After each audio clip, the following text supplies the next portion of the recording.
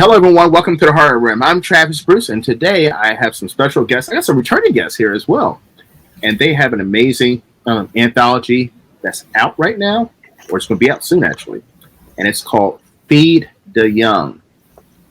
All right, I'm going to go through. So our first guest author we have is Donna Latham. Donna, welcome to the Horror Room. Hello. Thank you for having me on. It's an absolute pleasure. We have a returning guest. He's back on. We have Chisto Healy. Chisto, welcome back to the Horror Room. Yeah, what's up? Glad to be here. I always enjoy it. It's a pleasure. Newcomer, I have Kat. Kat, listen, is it Voleur? I'm sorry. I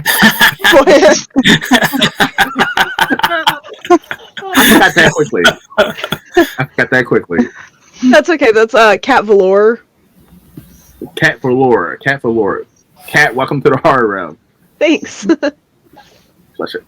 And, of course, returning guest, we have Matthew Gleason. Matthew, welcome back, buddy. Glad to be back. All right, so, Matthew, I'm going to start with you. So tell us a little bit about Feed the Young anthology. Oh, I'd love to tell you about that. And I'm really flattered to have been invited to this wonderful anthology. It is a collection of, I believe, 8 stories. Don't let me get the details wrong. I know we have someone co-writing a story. It's a collection of stories that is for charity. So all the money is going to go to the Humane Society International. All the proceeds are going to go to help stop animal abuse and harm to animals. So a wonderful cause. As far as what the collection is actually about, it's in the title, Feed the Young. So we each kind of took that phrase and that concept and ran in wildly creative and varied directions with that, usually having to do with young animals and them being taken care of by a parent or a parental figure. And it's an amazing cause. Like, I'm a huge animal lover. I have cats, and so I love animals. So I mean, that's a pretty amazing thing that you guys are doing, and it's incredible. I mean, when Matthew first messaged me and told me about it, I was like, yeah, I would love to have the team on talk about this. This is excellent. Yeah, when we first came up with it, we got the cover, and we're like, we need to do an anthology with this cover. And then we were like, it's Feed the Young. We're all going to write stories about feeding the young, which comes from a mother. We should put it out at Mother's Day. And then we're like, since it's animals, we should make it about animals. And you know what? We should make it a charity. And it just kind of went from there. Now, but the credit should all go to Ruth Anna Evans for creating the cover and sparking the idea. I love Ruth Ann. Ruth Ann's amazing. I had her on my show. Great book. She's great. She is. Now I'm going to shoot over to Kat first. Kat, tell us a little bit about your story in this anthology.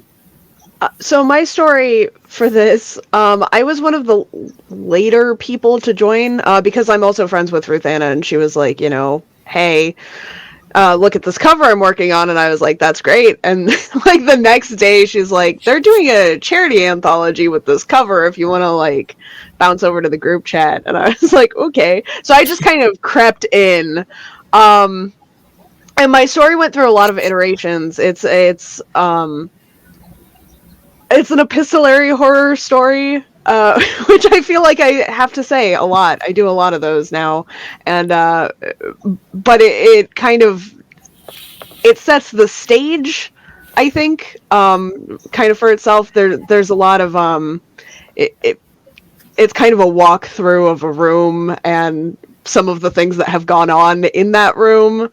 It plays with some of my favorite animal tropes. It's a little bit hard to talk about, but it went through a lot of different iterations because originally it was going to be longer. When we first had the idea, the word count was longer, and it got progressively shorter and shorter and shorter.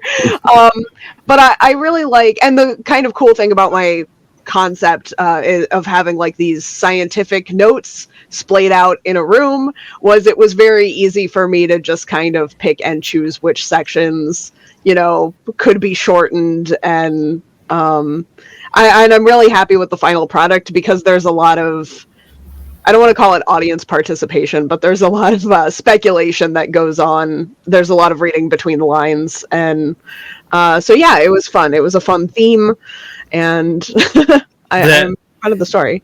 That story actually, it gave me like vibes of Jack Ketchum's The Woman. That movie. Oh, thank you. Yeah. It's kind of, I'm really glad that came through. That was actually one of my inspirations, but I was worried that in the shorter version, no, definitely, yeah, be lost. So thank you. Awesome. Now, this is for the whole entire group. Now, some of y'all already knew each other. Now, did at any point when you had the initial concept for the stories of this anthology, did you all bounce ideas off each other to see which way each one was going? No, it was all pretty private. Yeah, I'm a panic writer, and I was like, oh shit, I have a story due. Well, let's write about this. So that's how my story started.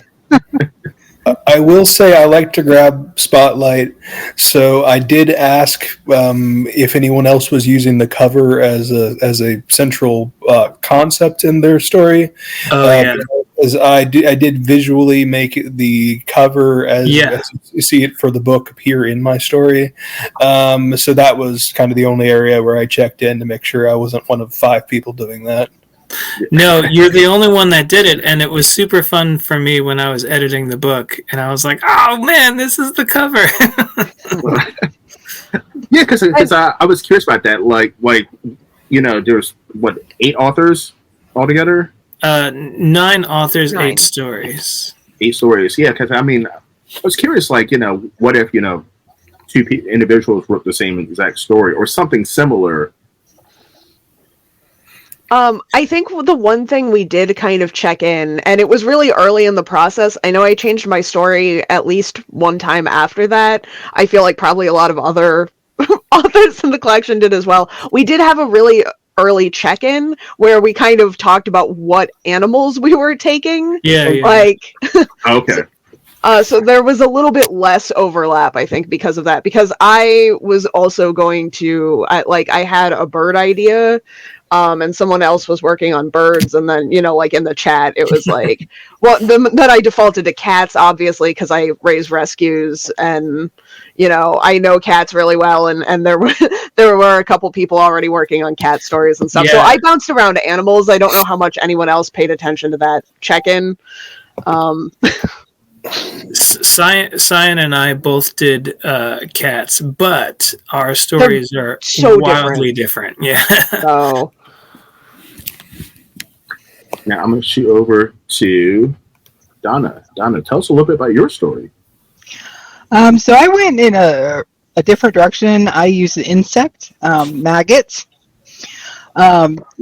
So my story was it came from a real experience that I had with greenheads at the Newburyport Beach in Newburyport, Massachusetts, because I live in Massachusetts.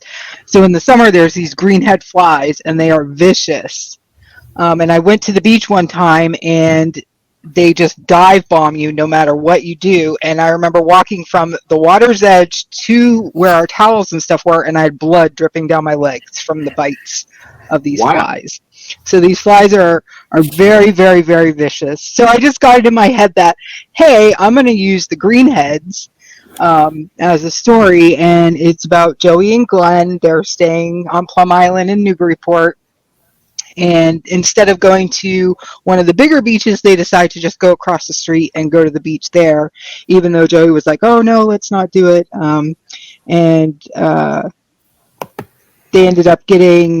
Glenn ended up getting attacked by the greenheads, and because my story is about maggots, you can just imagine what ends up happening to him as things progress. So it's about feeding the young, and maggots are the young. And what I liked about my story was I kind of did like a cut scene at the end So like you have all this buildup and stuff's happening, but then you get like this after where a doctor is explaining things that happened and showing pictures of the inside. So yeah. Now, So go ahead. now, sorry, how long did it take you from the time, you know, you got the initial concept in your head to actually get it on paper? It took me 3 hours. Wow. I told you I'm a panic writer. Wow. 3 hours. Wow. Yeah. That's amazing. Yeah. I'm like, That is amazing. yeah, Tracy was like, I need the story, and I'm like, give me an hour and I'll be done. Yeah, I'm a total panic writer. Not a pantser or plotter. I just panic write. So Now, this is a group question. You know, at any point, was there? I'm trying to think. I want to ask a question, but was there a point at any time where they gave you a guideline on how extreme you could go with your story? No, I'm pretty sure, like, we stated from the beginning that, like, it was, you know, whatever you wanted to do. Some stories, like Matthew's,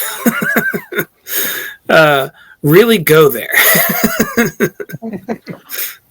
I have this fear when I'm invited to things, or when Ruth Anna puts me into things, that I am always going to be like too far out of the box. And my last invite, I went big and bold, and I was like, it gave me so much anxiety. And this was for a charity anthology, and I was like, I'm going to do something like, I want to do something creative that's, you know, a little bit outside the box, but I'm gonna not do anything super gory this time around. I'm gonna like play it kind of safe. And then I was I didn't edit, but I formatted it.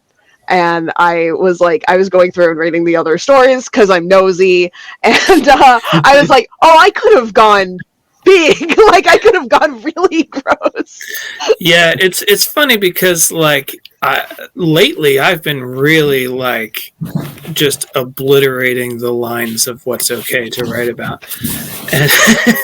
And and for this, I really went the other direction. It's really like quiet horror, creepiness. But mainly I did it because I dedicated the story to my mom and, like, named the main character Margaret after my mom. And, like, I wanted her to be able to read it. And if I, like, anytime I write anything that's, like, super gory or sexual or whatever, she's like, nope. Yeah. So. That's understandable. Yeah. Because I've been hit before. Because I mean, I would have thought the same thing. You know, this is for charity. How far? Almost like, how far do you supposed to go if it's for charity? I mean, the word charity means to, like, yeah. Hey, like, splatterpunk people can donate to charity too. There's plenty of fans. Yeah, that's There's true. plenty of fans for the gore. Yeah. Yep. Yeah, you can. I mean, it's all dependent on the market that you're selling it to, and you know, I splatterpunk extreme horror. That's the community that I run in. So that's the people I'm going to be shouting at to buy it, and other people, like family and friends, like, I'll give a copy to my mom, but she won't ever read it. You know, and I don't think my story is like very extreme. I know I've gone more extreme in other things I've written, but I don't think this particular one is. So yeah, it all depends on the market you're going towards. I mean, I think for this particular anthology, it was whatever each individual author was feeling or experiencing. Like, I dedicated one book to my mom, Hell Hath No Fury, because it's about strong women and, you know, how far they'll go when they get pushed. But it's a very brutally violent gut punch of a book. And she got, like, less than halfway through it and was like, I got to where they put her in the freezer and I was done. What is wrong with you? You dedicate this book to your mother. And she was beating on me, you know. So. So I was like, all right, I owe her. I owe her a dedication that she can actually read. And I guarantee you, if she does read this story, she'll be the first person to tell you. You can have her on live. She'll tell you it's not far-fetched. She'll be like, that's exactly how it would go. Yeah, sorry, not sorry. If that's my cats, got to feed my cats. I don't care. So... So, Chisto, you told us a little bit about your story. Let's go in depth. Tell us a little bit more about your story. Okay, it's like in the process of like an apocalypse. Seems like an alien apocalypse. There's a lot of explosions and things burning, but there's also things that have come from somewhere that are the real danger. And there's a woman named Margaret who, in the middle of the chaos, just wants to get home to take care of her cats. And there's a guy who sees her and stops to try to save her because he sees a woman out in the middle of carnage. And she's like, "Well, I'm going home to feed my cats." And he's like, "You can't. There's nothing left. The cats are dead. You got it." And she's like, "You don't know that. I don't know you. I know my cats, and I'm going to take care of my cats." And against his better judgment, he goes with her, and he's like trying to talk her out of it the whole way, and completely failing. And they encounter like dangers and aliens and monsters, and yeah, so. She's just hell-bent on getting home and taking care of her cats. Now, which is exactly what my mother would do if the apocalypse happened. That's me too. I was in a tornado warning once, and I was across town and the building went into lockdown, and I was like, I have to go, because one of my cats had gotten out that morning, and I was like, I've got to drive back home. And everyone's like, absolutely not. I was like, listen, you can arrest me or you can let me leave, but I've got to go get my cat inside. See, you get it. I get it. It's like a child. I mean, it's like a child. Honestly, yeah, I love my animals too, and I would probably be the same way, though I might be like, they're cats, they're very self-sufficient, and they're locked in the house, so they probably have a better chance than I do right now. And try to go back for them later, maybe. But yeah, I did think yours was one of the most relatable, though, because I just I felt that. All right, I'm gonna shoot over to my friend Matthew. Matthew, tell us a little bit about your story. Okay, my story is it's called Birdseed, and it's about a man who is drunk driving or is driving at night, and he accidentally hits a pregnant woman with his vehicle, his truck, and she gives birth to an egg which automatically violently hatches and produces a single one-eyed vulture baby that he then goes to raise as his own, and the only way he can feed it is by going to glory holes and sucking off strange men and regurgitating the semen into this Nice. creature's mouth. No, it's so how did good. I know? It's so good. Now, Matthew, how did I know that you're gonna have a crazy fucking story? Matthew's imagination is unmatched. It's really everything Matthew comes up with is just outside the box and not something anyone else has ever done. Thank you. That was amazing. Now, what was your inspiration for the story, Matthew? The cover. The cover for one, because I knew I was going to write about birds. Beyond that, I am interested in kink culture, and beyond that, I think there's a little bit of Shoot, there's a little bit of Eraserhead, a little bit of Basket Case in this. Oh man, I love Eraserhead. Yeah. I haven't watched it in so long.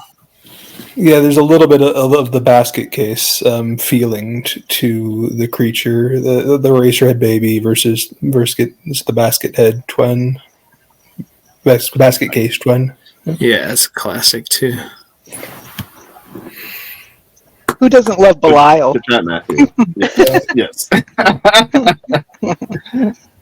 Got me speechless over here. Okay. All right, listen. So, for those of you who haven't been on my show, so I'm gonna shoot over to the fun part of the show, where I'm gonna ask everyone here 3 random horror questions. You guys ready? Yeah. Oh, All yeah. right. All right. Let's shoot over to Chisto first. Chisto, what iconic horror movie villain do you feel like you relate to the most? That I relate to? Oh man. Horror movie villain. Wow. That's tough. Can you come back to me? Yes. Give me a minute to think about it. I can think of a horror movie villain, but I'm thinking of movies. For me, it's the creature from the Black Lagoon, because I'm just like a swampy person, and I'm just, just a mess, and I just want to be alone in my swamp. Leave me alone. I'm like, just stay out of the swamp. Leave me, and if you come into my swamp, I'm gonna kill you. That's a good one. I've never heard anybody answer with that character. Kat? This is gonna make me sound not great, but in the interest of honesty, I think I relate a lot to John Kramer, Jigsaw from the Saw franchise. Ooh, okay. I think it's why I like the Saw movies so much. Like, a big criticism of them in the later installations is that John gets too petty. It's like, oh, well, you could be put in one of these traps for anything. And I'm like, and I'm watching it and it's like, no, I get it. Like, I kind of get it. I see where he's coming from. All right, I have my answer now. Okay. John Kramer, no. Leslie Vernon. Ooh. Because, everything about horror and the horror movies and all the rules and what it takes to recreate it and to make it real if you wanted to. And sometimes I could probably do it better. I would. Better mask. But I would. No, I don't mean better than Leslie. I mean, okay. I mean, when you watch a horror movie, you're like, if I did this for real, I could probably do it better. And that's what Leslie was about. He was about, doing it better, being the next legend. And I don't know. I feel like I can vibe with that. Also, he's funny. Yes, he is. Matthew. Yes. I don't know if you've asked me this before, so forgive me if I'm changing my answers around. But Chucky, Chucky is my favorite horror villain. Well, up there with Dracula, if you average out everything Dracula is, Chucky is right up there, and I admire, at least as the character is presented in the franchise, as almost like an artist of killing, or someone who's trying to really push the envelope, especially in the most recent season. That's kind of a theme they've approached. Chucky is just this loudmouthed, angry little person, and that's the worst side of me mixed with the best side of me. Yeah, Chucky. Oh, now that you said that, it made me think I do really relate to Freddy Krueger just because I talk a lot of shit. Freddy Krueger is definitely mine. Freddy Krueger is definitely mine. All right, Matthew, I'm going to shoot with this question with you. If you could hang out with any iconic horror villain for the day, who would it be? And they're not going to kill you. They're not going to kill you. Who would it be? Tiffany Valentine would be. Jennifer Tilly is a gorgeous woman. That would be my thoughts. Oh, the woman, not okay, not the doll, but the woman. No, I mean it could go either way. I mean, especially if I'm in the He's like, I'll make it work.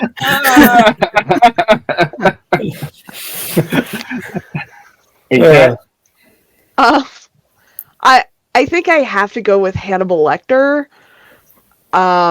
He's just a very interesting man. If I know he's not going to kill me... I was just going to say, if you have the guarantee of not killing, I get it. Yeah. Yeah. I think the great conversation would be good. Yeah. And the not the food, maybe, but the wine. I can go for a glass of wine. Chisto. Oh, wow. They're not going to kill you. I think maybe Otis from Devil's Rejects and Three from Hell and House of a Thousand Corpses, because he's just a smart ass, wise ass, really fun partying person, and we'd probably have a great time together. That's interesting. And Donna? I'm going to go old school, and I'm going to say Frankenstein's monster. Because I recently read Frankenstein for the first time, and I learned everything I know about the Frankenstein's monster is a lie. So if you've never read the book, read the book. Everything you know about him is a lie.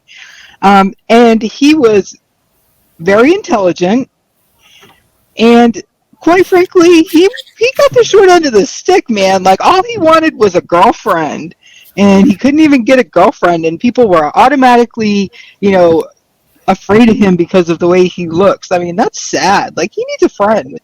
Like, he needs somebody to just hang out with and play some cards and talk philosophy and, not that I'm good at talking philosophy, but he seems like the type of person who would want to talk philosophy. So, yeah, I'd have to say I'd hang out with Frankenstein. So you're saying that, like, the original Mary Shelley version doesn't go, Correct.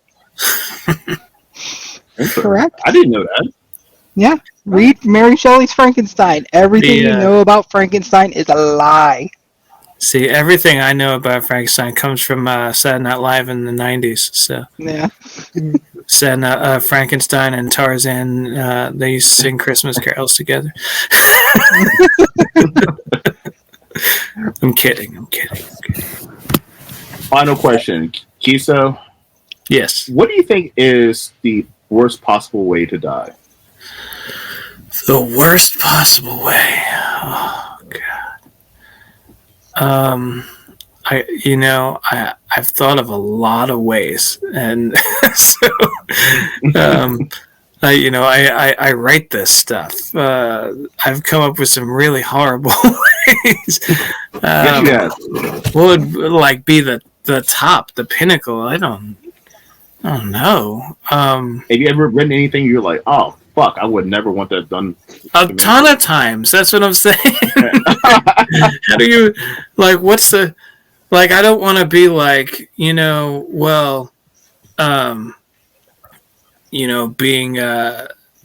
being raped to death with a drill would be terrible, but it wouldn't be as bad as having your genitals cut off and then fed to you. Of course they're all bad. I don't know. Slowly burning. No, you know what? I'll tell you what. I'm gonna go with something that's in a book that I've written that's not out yet, which is the characters are locked in a closet and then given laxatives to have everything come out. So then they get super dehydrated, and they stay in the closet until they die of dehydration, where their organs shut down and everything. They go blind and everything goes bad, and the brain hemorrhages, and dehydration, I think, would be the worst. This is how I know I'm not as dark as like so many people. I write meme stuff, but it doesn't. My stuff doesn't happen. Matthew, it's your turn. How do you follow that up? What he said? Yeah, no. Okay, I'm gonna go with ego here. And have you heard of the Library of Babel? Oh yeah. No. Okay, it's the idea that there would be a library that has every possible combination of letters and punctuation in the English language. So essentially, in that library, there would be a text for everything, and every variation of said text. I think what would hurt the most would be if there was. Like, say, engraved in gold, someone took a book out of that library that was a perfect treatise on why you are awful and are not worthy of life, and then used that to bash your head in.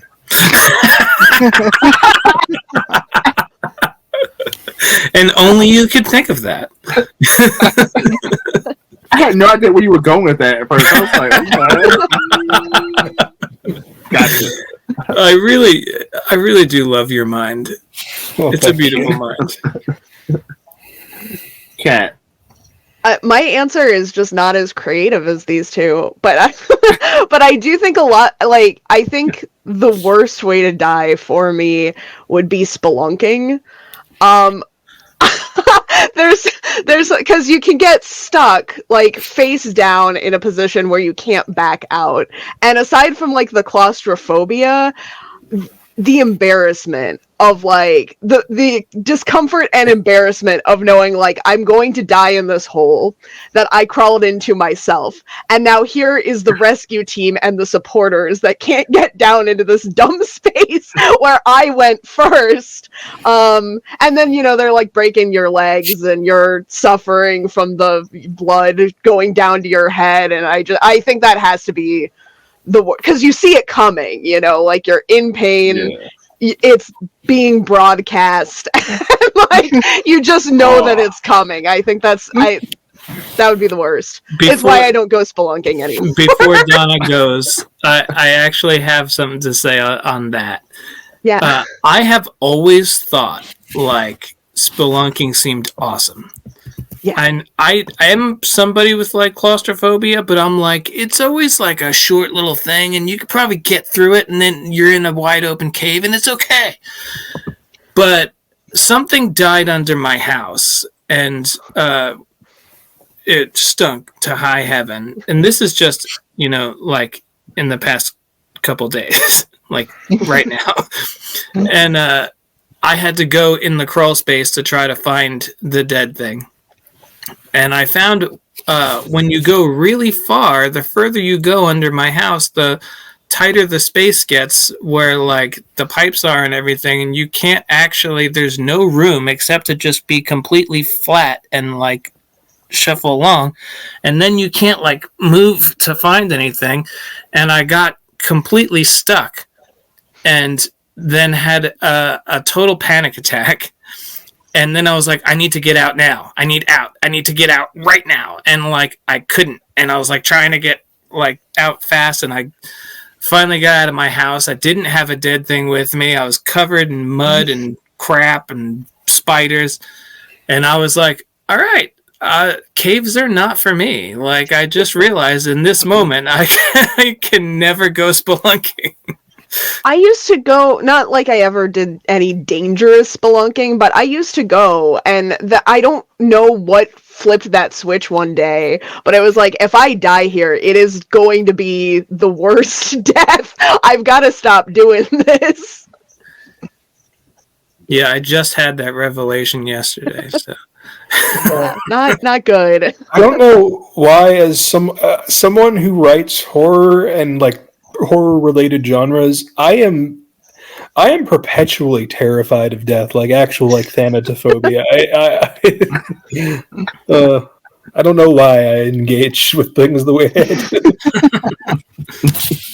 do. Donna. For me, I'm going to go with a straightforward thing. I've always been terrified of dying up on like Mount Everest. You know how you Just see all don't those climb mountain climbers, they freeze to death, or and they like have like half a foot because they got frostbite, so they decided to cut their foot off. And there's rumors that certain passes up in the Himalayas, you can still walk by dead bodies that are just frozen there, and they can't like get them down. So I would hate to die up there and become like a tourist attraction, because that there's people out there taking selfies with the dead bodies. I definitely would. I would be that guy. I would too. Yeah. But that one's easy to avoid. Like, just don't climb. Well, so is spelunking. You just don't go spelunking. Yeah, just don't do. Yeah, and don't go into closets. Don't go into closets. Yeah, because because you don't go into closets, you won't get fed X-Lax and shit yourself until you die. And there's a killer. There's a killer. Don't go into libraries. Stay away from the books. Yeah, just stay away from libraries. Every death is avoidable in some way. Every death is unavoidable.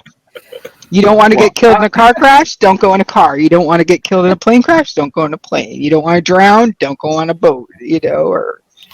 I'm currently learning to drive. Yeah, but I'm saying like going on a plane or a car or a boat has a lot more chances of being like a necessity to a situation than climbing Mount Everest. Yeah. I agree with you, though. We had to read Into Thin Air in middle school, I think, early high school, and I remember like reading about those dead bodies and the climate up there and stuff, and being like, why would you go? Like, right? You could be at home. Why? Yeah, that's complete. And not only is it the whole cold, you're freezing to death, but the air gets thinner. So the higher you go, you have to have oxygen with you. And what happens if you lose your tanks or you forget to bring your tanks? And then you like suffocate. Yeah, there are people who like make it up to the top and then die like of oxygen deprivation, like on their way back down, and it's like, that's insane. Yeah, don't go. Yeah, I'll just know better than that. Yep. I was going to say, I'm a mortician. That's my day job, and I've seen people die in every possible way, and most of them way. Not every possible way. I feel like, listen, how many closets I have not seen anybody. That's right. I've never seen anybody in a closet or get raped by a drill or anything like that. But like burning to death seems like what I've seen. It seems like a fucked up way to die. Yeah, for sure. I've always thought that, but then I thought like at least it's usually fast. Like. What would be worse, I guess, is if you got out of it and you were like just covered in 3rd-degree burns, but still slowly dying, and like that would be horrible. Yeah, I've heard some extreme radiation poisoning is a lot like that. But if I'm burned that bad, don't try to save me. Just let me. No, hell no. Crisp up and crumble. Don't try to save me, please. Turn me over. Yep. There's so few things where I'd be like, save me. Just. No, most things I'm like, save me. Like, but no. Like that, like, no. Yeah. There's no quality of life. That's where I draw the line. Yeah. Now, that said, if there are like burn victims out there who have said save me, who are like working hard on getting back to life, and like more power to you. Like, you're awesome. You're a hero. Most definitely. Yeah. All right. Let's go to Donna. Donna, where can everyone find you? You can find my books on Amazon. I'm on Instagram. I have a podcast on YouTube called What's in the Box, Episodes of Horror, that I co-host with Eric Butler. We talk about horror movies and books and all that good stuff. I also have some shorter works on godless.com.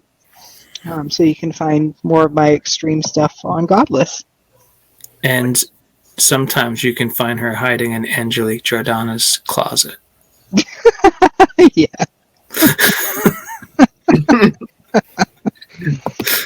And Chisto. I'm everywhere. Turn around, I'm behind you. Oh, Mostly I hang out on Facebook and Instagram. I'm starting to get into the whole threads thing.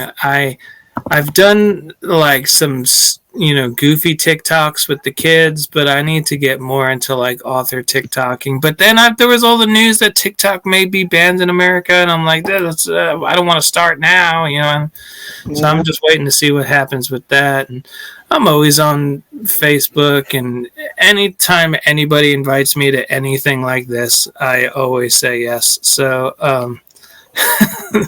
I'm around. I'm anywhere I can be.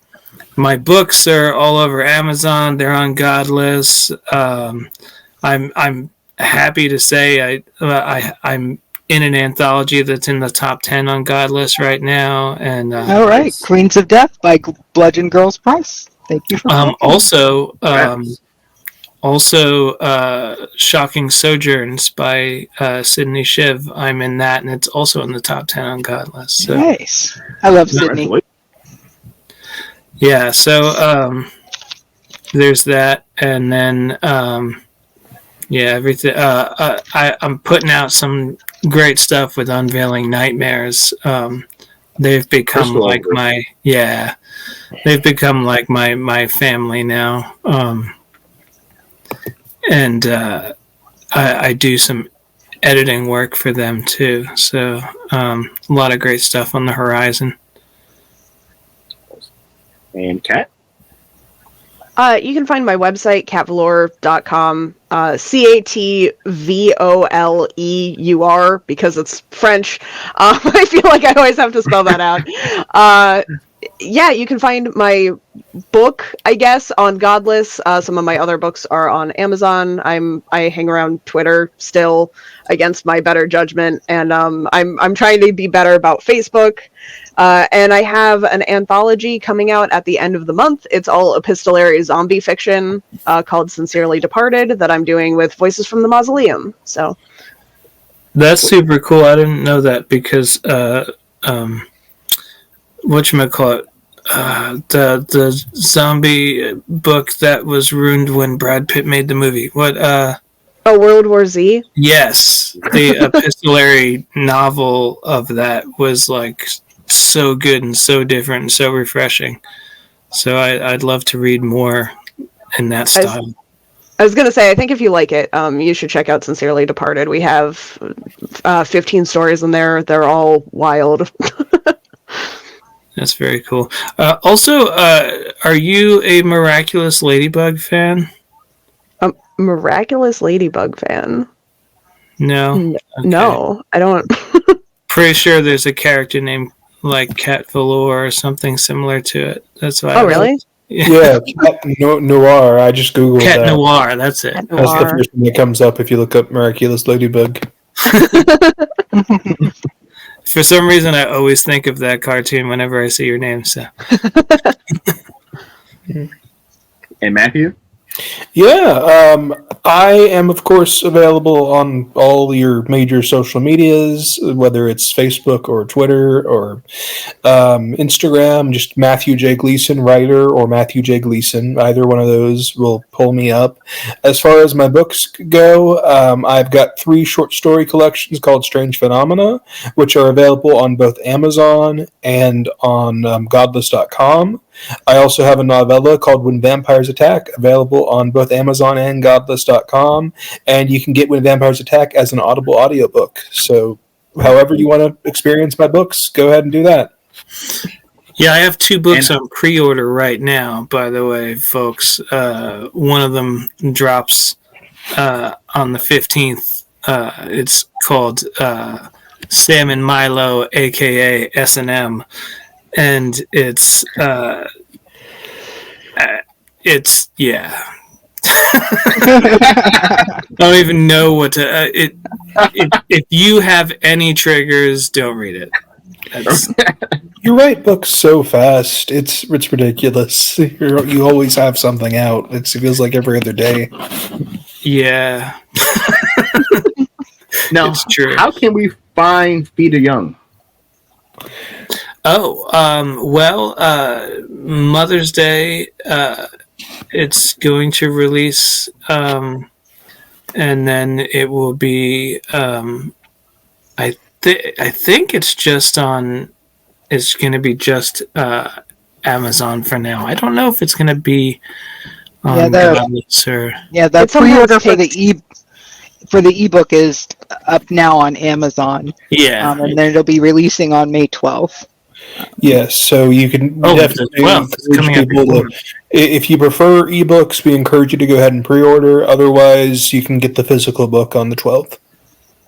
Sweet. Listen, everybody, get over to Amazon and grab your copy of Feed the Young. So it's going towards a good cause, and there's also some sick, twisted, fucked up shit in this book. Some good stories. So if that's what you're down for, that's like I'm down for that shit. So I'm going to grab a copy as well.